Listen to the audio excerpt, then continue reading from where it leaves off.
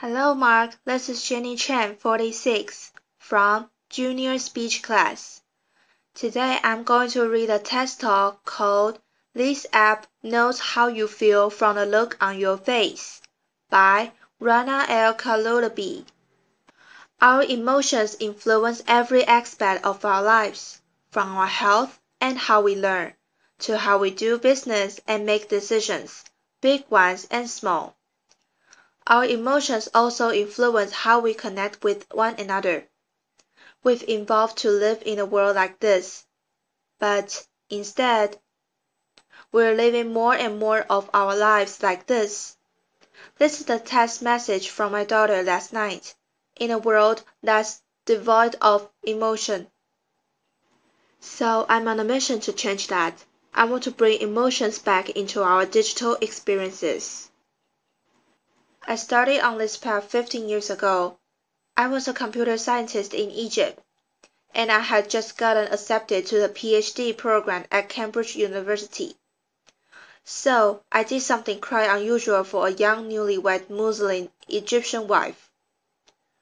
With the support of my husband, who had to stay in Egypt, I packed my bag and I moved to England.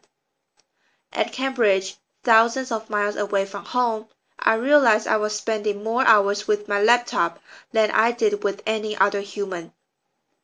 Yet despite this intimacy, my laptop has absolutely no idea how I was feeling.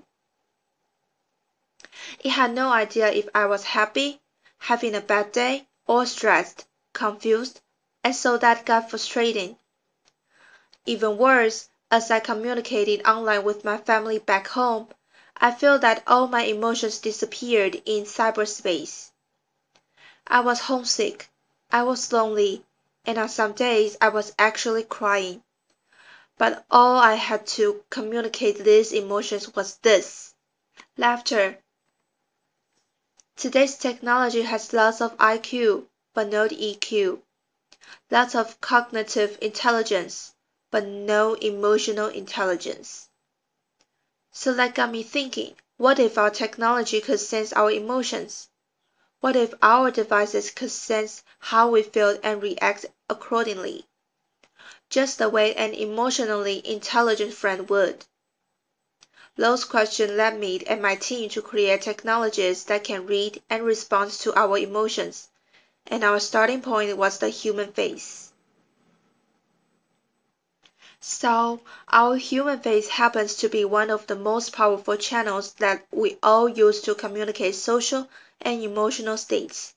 Everything from enjoyment, surprise, empathy, and curiosity.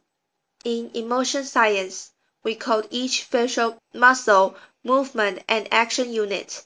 So, for example, action unit 12 is not a Hollywood blockbuster, it's actually a lift corner pull, which is the main component of a smile. Try it, everybody. Let's get some smiles going on. Another example is action unit 4.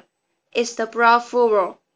It's when you draw your eyebrows together and you create all these textures and wrinkles. We don't like them, but it's a strong indicator of a negative emotion. So we have about 45 of these action units, and they combine to express hundreds of emotions. Teaching a computer to read these facial emotions is hard because these action units, they can be fast, they are subtle, and they combine in many different ways. So, take for example, the smile and the smirk. They look somewhat similar, but they mean very different things. Laughter. So, the smile is positive, a smirk is often negative. Sometimes a smirk can make you become famous. But, seriously, it's important for a computer to be able to tell the difference between the two expressions. So, how do we do that? We give our algorithms tens of thousands of examples of people we know to be smiling, from different ethnicities, ages, genders, and we do the same for smirks.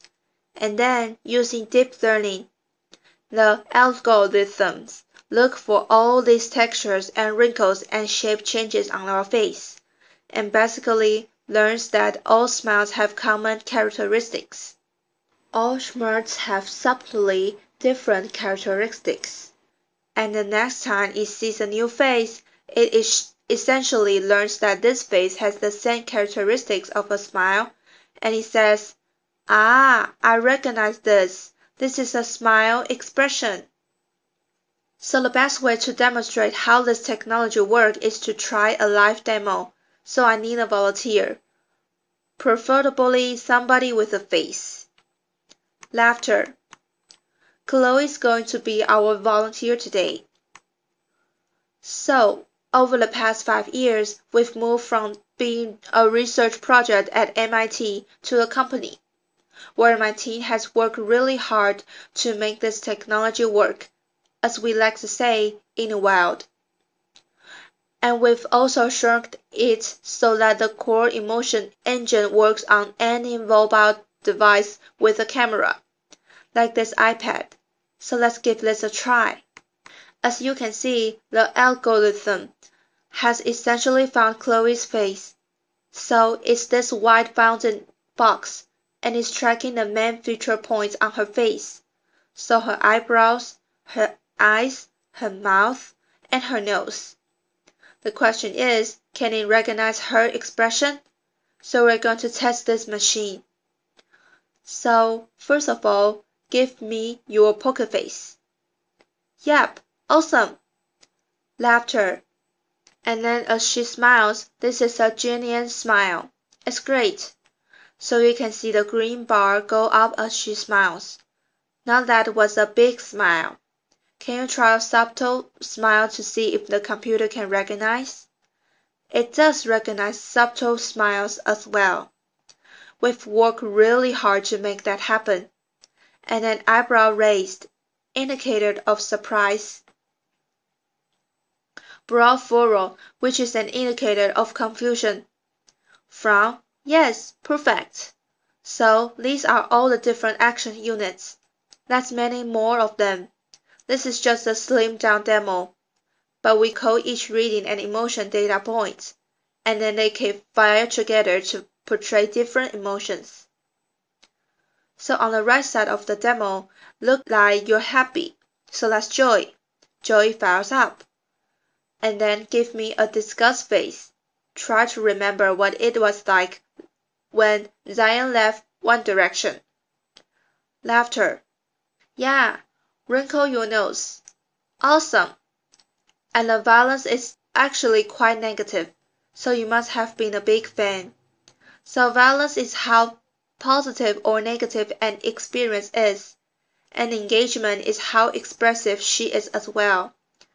So imagine if Chloe had access to this real-time emotion stream, and she could share it with anybody she wanted to. Thank you. Applause. So far we have amassed 12 billion of these emotions data points. It's the largest emotion database in the world. We've collected it from 2.9 million face videos, people who have agreed to share their emotions with us, and from 75 countries around the world.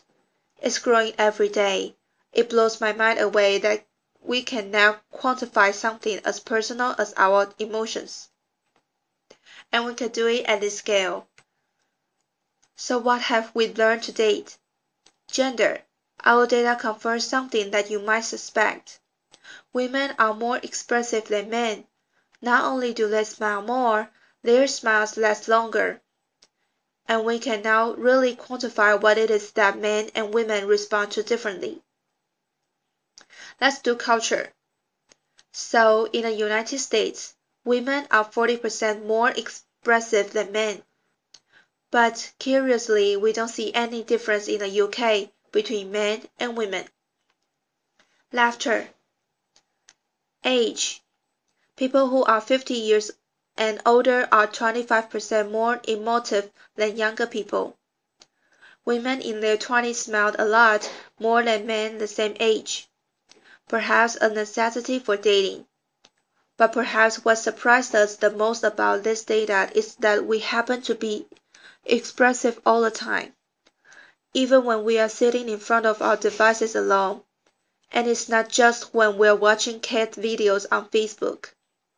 We are expressive when we are emailing, texting, shopping online, or even doing our taxes. Where is this data used today? In understanding how we engage with media, so understanding virality and voting behavior, and also empowering or emotion-enabling technology. And I want to share some examples that are especially close to my heart. Emotion-enabled wearable glasses can help individuals who are visually impaired read the face of others, and it can help individuals on the autism spectrum interpret emotion, something that they really struggle with. In education, imagine if your learning app sense that you've confused and slowed down, or that you are bored, so it spread up. Just like a great teacher would in the classroom. What if your wristwatch tracked your mood?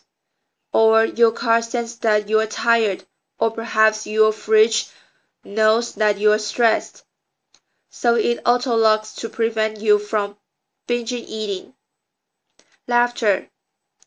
I would like that. Yeah, what if, when I was in Cambridge, I had access to my real-time emotion stream, and I could share that with my family back home in a very natural way, just like I would if we were all in the same room together?